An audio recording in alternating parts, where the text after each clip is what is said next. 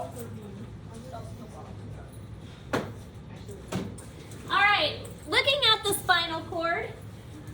The spinal cord extends from the base of the skull to the lower back. So most of us are aware that within our vertebrae, we've got the spinal cord. It makes a tube that it goes through. There's something called the cauda equina, which is a collection of spinal nerves at the inferior end. So think of like toward your sacrum area. There is a bunch of nerves that are going to kind of fray out, branch out from the spinal cord. So it doesn't just end in a cord. It ends as kind of like a piece of rope that has frayed at the end to come apart. That's what it looks like, and that's the cauda equina. The whole point of the spinal cord, as we've mentioned before, is the main highway system that passes messages from the brain to the rest of the body, and then picks up those signals from the rest of the body and relays it to the brain.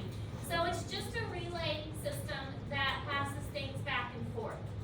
Now, there are 31 pairs of spinal nerves that arise from the spinal cord or come off of it. So this goes between the vertebrae, and that's part of the reason why the vertebrae have those spaces in between them, so these nerves can come between them.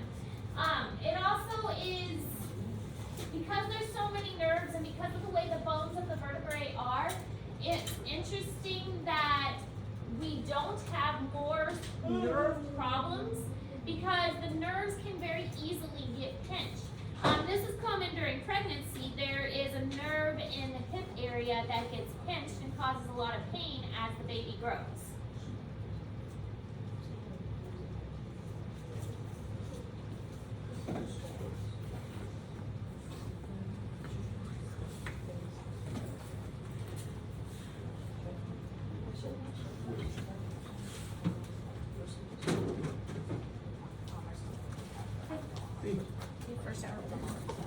I do later, you have first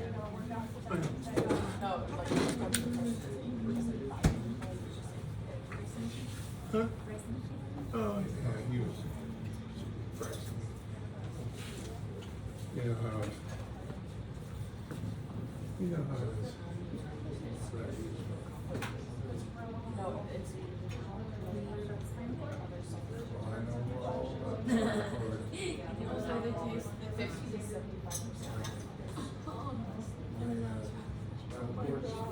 To me this morning, in fact.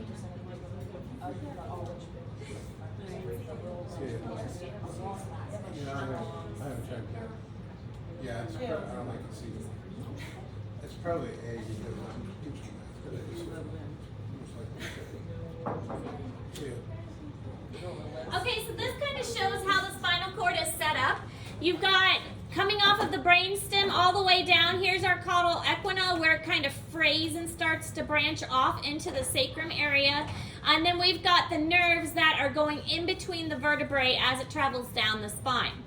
This is a close-up of what it looks like. And again, remember that the gray matter is on the inside and the white matter is on the outside. And that's because the gray matter is made up of axons or nerve cell bodies. What were you asking me? Yes, a question? I'm asking in general a question. The gray matter is nerve cell bodies or axons? Axon. No, there's some bodies. Gray matter is mostly nerve cell I was bodies. right. White matter is mostly axons because remember the axons are covered with a myelin sheath, which is why it gives it that white color. So this is reversed in the brain. So in the brain, the gray matter's on the outside and the white matter's on the inside. So it makes sense because messages are traveling in and then they're getting received by that nerve cell body. So we've also got our meninges, we've got our dura mater and our arachnoid and our pia mater. So we've got all of that like we saw in the brain as well. So there's a lot of similarities, except again, this is a cord and it runs up and down the vertebral column. Now remember that there are mixed nerves, both sensory and motor. The sensory ones are afferent going to the spinal cord, and the motor ones are efferent traveling away from the spinal cord. The sensory ones are picking up a signal. It's hot, it's cold, this is rough, this is soft, and carrying that toward the spinal cord and then to the brain. And then the motor ones are like, okay, it's hot, let's move our hand away from that. And that's what the motor ones are doing. They're reacting to the stimulus that our body has detected.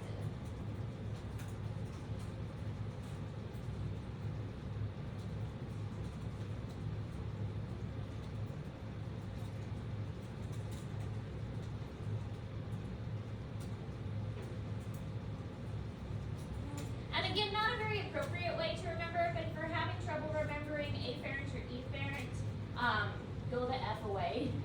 Can help you remember. Not appropriate, but effective. Oh, yeah. You say yeah. That's more app. No, app away. Now I'm gonna remember that. I like that. Sometimes it's the more inappropriate ones that you Yeah. can remember better.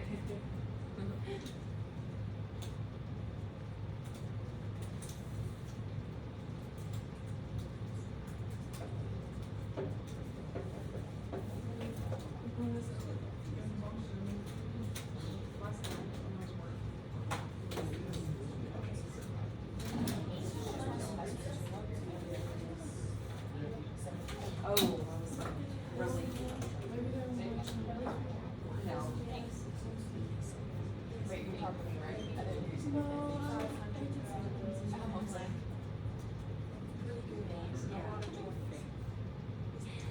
Okay, so these are the 12 cranial nerves. You will have to know these for the test. This is in Google Classroom, but this is something that will be on the test. This will be part of your identification, okay? So there are 12 nerves in the brain attached to the brain that are called cranial nerves, and these are the 12 different ones. And the way you can remember them, I know it's kind of a cheesy one, but OOO, to touch and feel very green vegetables off. It's really hard to come up with an acronym for that many words.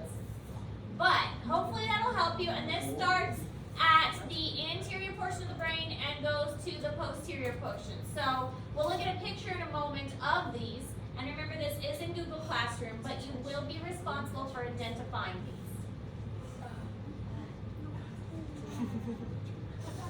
So olfactory, optic, ocular, motor, and just like the name suggests, olfactory, what do you think it does? It's your nose. Smell, okay, optic, vision, ocular, motor.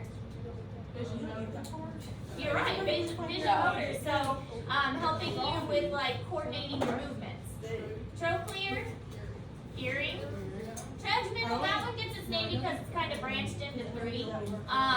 Adducens and facial are both kind of in the facial region. Vestibular cochlear, that one is more ear. Cochlear is the ear. Glossopharyngeal is the throat. Vagus is also kind of the throat mouth area.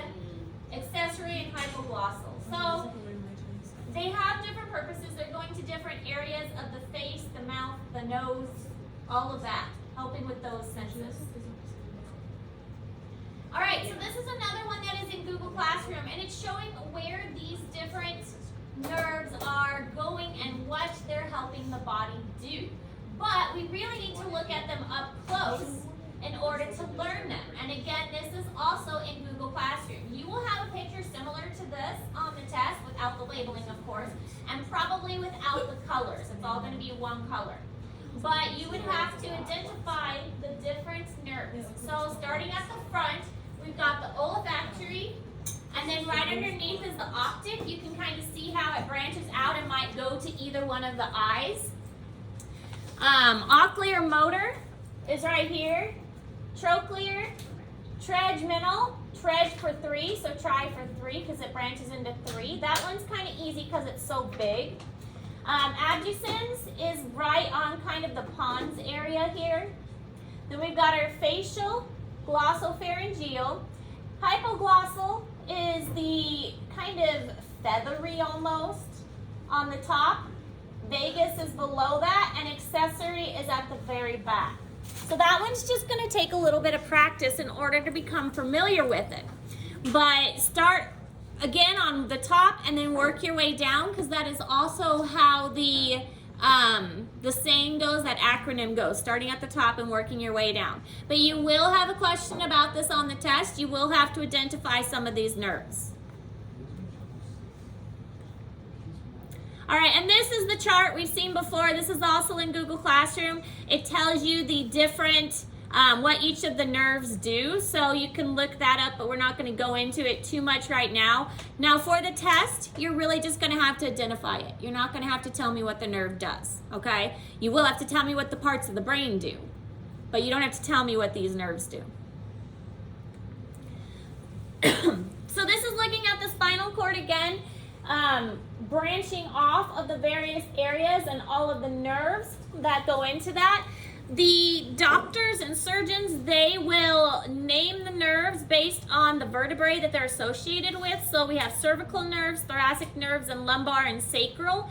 And so if a person breaks their spine, they will say it was between the C1 and the C2, okay? They'll say something like that. Now, also, as far as spinal injuries, the further down the spinal injury is, if there is a spinal injury here, that means all of these spines are okay. All of these nerves are all right. So this person has usually a lot of ability in their upper arms, maybe very limited. They're limitedly affected, but down here they might be paralyzed because the break occurred lower down. That's why if you do get a spinal injury, it would be better, not that any is good, to have it lower down in the body because it's only going to affect the lower part of the body. Whereas if you have an injury up here, then all of these nerves are going to get affected. So that's why a neck injury is much more severe and can cause more paralysis because all the nerves after wherever that injury is taking place is affected. Now there are some nerves that you're going to have to know for the test. I'm not expecting you to know all of them, but these are not too bad because they're often named closely to the bones that they're located with. So we've got our axillary, which is up here by the shoulder. Axillary is always referring to like the shoulder arm area. Then we've got the radial, so it's on the side of the thumb, the radial nerve. Ulnar nerve, ulnar is on the side of the pinky, and then we've got the medial nerve. So those aren't too bad if you think about your bones and remember where your bones are.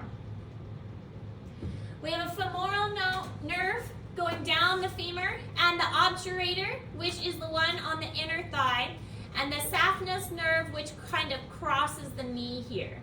So again, there are other nerves, but you only have to know the ones in red. Sciatic nerve, this is the one that affects a lot of pregnant individuals because when the uterus grows, it presses on this sacrum here and puts a lot of pressure there, and it causes that nerve to get pinched. And as you can see, that nerve extends down the leg pretty far, and so it feels like, almost like your leg gives out sometimes, and it's usually only on one side, and it's really painful when you walk too. Yes? Yeah, that's fine. So the common fibular nerve associated with the fibula, and then we have a tibial nerve too. And postfemoral nerve is on the back. So that's really all of the nerves that I'm going to expect you to know for the body. The 12 cranial ones, and then these few that are in Google Classroom for you. All right, now this is also in Google Classroom. It talks about the different kinds of nerves and their setup and how they join. So we've got a somatic nervous system, which has a lot of myelin sheaths, and then it has a neurotransmitter that is being released. But here you can see in the sympathetic division, the axon's not as long, and it's going to glands or parts of the brain that stimulate other parts of the body. So the axons are a lot longer in the somatic nervous system and a lot shorter in the sympathetic division. Parasympathetic division, those have a longer axon with more myelins as well. All right, any questions about any of that? We're not completely done with notes yet. We still have a few more notes to cover, but we will not be taking notes tomorrow. Tomorrow will be a study work review day. You have several assignments out. You've got the Build-A-Brain and you have the Phineas Gage. So you need to continue to work on both of those because both of those are due tomorrow. There is going to be a new assignment, which I'll post here in a minute, but it is a nerve labeling, so it's just practicing labeling the nerves that we went over today. The nerve labeling will not be due until next week. So the only thing due this week is the Build-A-Brain and the Phineas Gage. Questions? Hello. Yeah. Can you put the numbers right now? Yes. boy.